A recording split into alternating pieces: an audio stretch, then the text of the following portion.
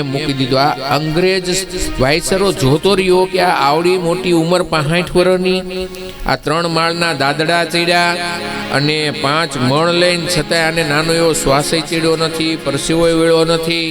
પૂછું તમારા ખોરાકમાં શું લ્યો? એ કે ગાયનું દૂધ, ગાયનું ઘી, અમે ગાયનું દહીં ખાઈએ છીએ સાહેબ, અમે ગાયના દૂધનું વાળું કરીએ, વાળુની અંદર લઈએ। અંગ્રેજ વાયસરોએ વિચાર કર્યો, જો આ ભારતની પ્રજાને જો ખોખલી કરવી હોય ને તો આજે ભારતની અંદર કતલખાના શરૂ કરાવી દેવામાં આવે, ગાયનો નાશ કરી નાખો।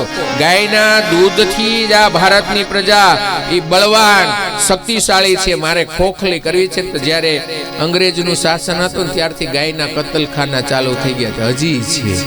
અને ગાયનું દૂધ આપણા માટે જે અમૃત હતું ને મળતું બંધ થઈ ગયું, ને કેનું ખાઈ છે આજે મને તમને કોઈને ખબર નથી।